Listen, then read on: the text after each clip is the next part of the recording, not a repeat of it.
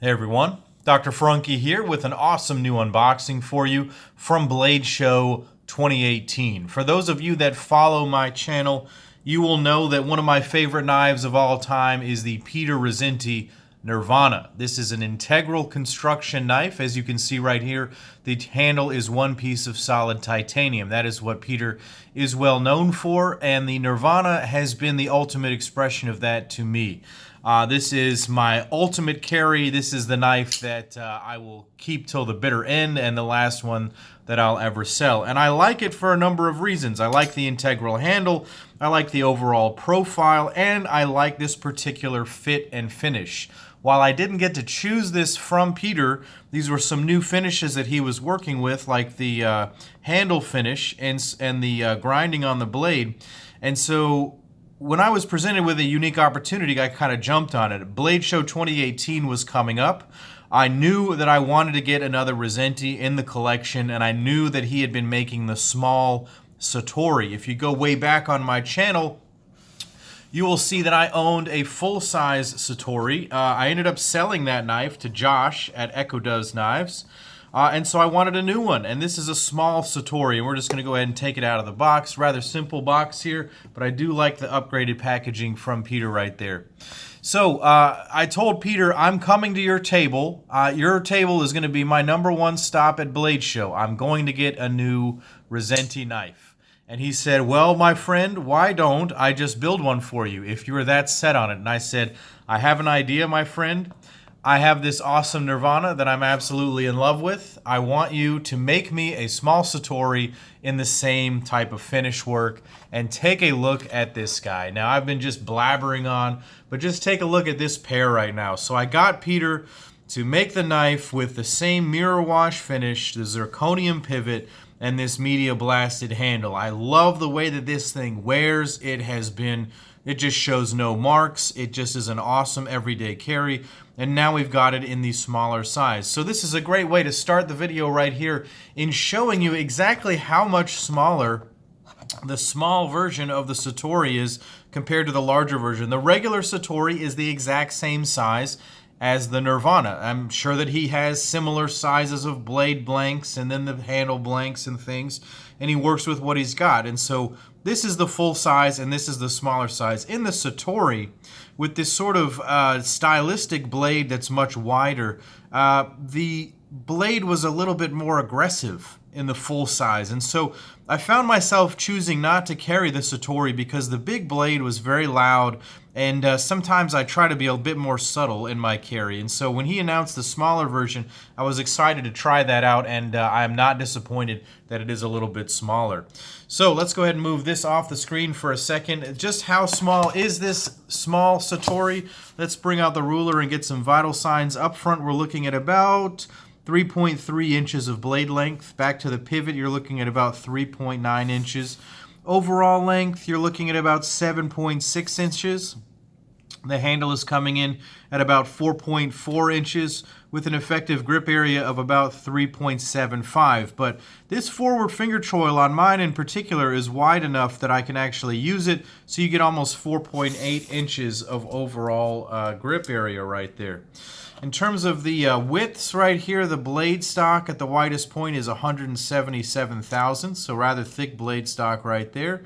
And the handle, this integral construction, is coming in at 488 thousandths, or under ½ an inch, which is a really, really nice width right there. One of the reasons I love these knives is that integral construction, and we'll talk about that in a little bit.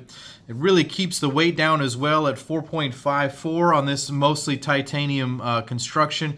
4.5 inches for a 3.4 inch handle is a little bit off from the golden ratio there, but you are getting a very, very solid knife. So let's go ahead and break this thing down anatomically and see what we're working with. Up front is a blade done in CPM 154 steel. It's very difficult for me to capture up close the beauty of this mirrored stonewash. So I presented this knife, this exact knife actually, to a couple of folks at the Blade Show, including J.D. Van Deventer. J.D. Van Deventer actually built me a knife for the Blade Show as well. Here you can see next to this gold right here, you can see how big the gold is. I'll bring out another couple of knives while I tell the story. But I handed the knife over to JD, here's the paramilitary too, and he said that this finish on the blade, he wants to name it Murder Wash because it's a very, very difficult finish to achieve on a blade steel because you have to polish the entire blade perfectly and then stonewash it. So here you can see a size comparison with the Para 2 and the Para 3. So this is much more on the size profile of a Para 3. It's a very small little knife, and it's very nice to carry. But this mirror stonewash does not show any significant wear. It's really, really great to cut with because it's so smooth, and it's just stunning to look at all the time. The Satori blade is a very beautiful thing indeed, with this interesting recurve, tanto style blade. Now he does this in a couple of different ways. He does compound grind. Sometimes this is hollowed and this is flat, and he puts some different lines in it sometimes depending on how he's feeling, but he knows that I like the full hollow grind all the way through. It's got a nice top swedge. This knife has some nice jimping up top, and it fits perfectly right on your hand. And if you want to use this knife, I find myself using this grip a lot, and so I'm starting to evaluate knives more with this grip. And this has a perfect little finger ramp on the knife for a very functional draw cut technique. The studs on the blade are in fact just stop lugs. They are not thumb studs. You cannot really easily use them to deploy the knife. I think I got it to work once. But it is just a flipper deployment. As you can see, that's connected to the blade. There is a choil here that functions very nicely as a sharpening choil. The blade is sharpened all the way to the heel of the blade. It is big enough that I can slide my finger in there pretty easily as a forward finger choil. Particularly if I just sneak it in like that, you can see that there's a significant amount of room left. Even if I put my whole finger in there with a larger hand, honestly, it's okay. And I really appreciate that. That makes a smaller knife into a much more carryable knife because now my hand has a much more comfortable position where my whole hand has a solid grip on the knife, and I really like that. Moving back to the pivot, this thing runs on ceramic ball bearings. You can head back on my channel and see some disassembly videos of some other Peter Rassenti models over the last year, and they all run on ceramic bearings, and they're just very, very smooth. On the pivot right here, he's done a zirconium pivot collar that does match my original, my Nirvana right here, and the pivot screw is also matched as well. Really, really enjoy that. The way that this knife works, it is like I said, a flipper deployment. This flipper tab, I asked him to round it off. As you can see, it's slightly rounded and a little bit more than a standard one. I'm going to be totally honest, the standard Satori flipper is a bit sharp. It's not totally uncomfortable, but I noticed, because I like to play with my knives and flip them 100 times a day, that one would get a little bit uncomfortable. So each time I've gotten one of these, both times I should say, I've asked him to round it off. I realize I'm a lucky guy to have that happen at all. So the detent is perfect, and then the drop shut is absolutely incredible. This knife just flies out of the handle and rolls right back in with a very steady and very secure and safe sort of action there and closure.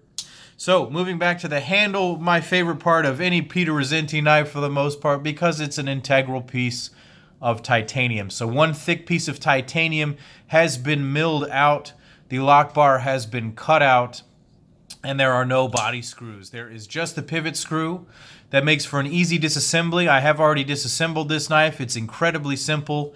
You take the screws out, the pivot slides out, and the blade slides out, and then it just slides back into place and you lock it all down.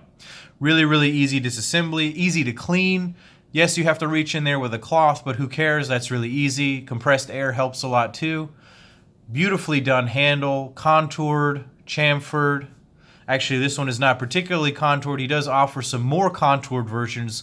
What I should say, it is slab-sided, but then it's chamfered. And then this contour, this curvature of the handle down here, and the way that it rolls off the end. He integrates the lanyard hole into the base of the knife.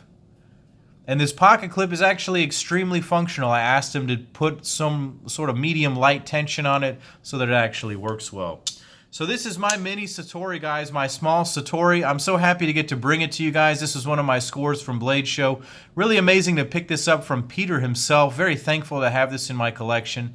Let me know what you think of it down in the comments below. Go ahead and click like and subscribe. Check me out on Instagram as Dr. Frunky. and take care.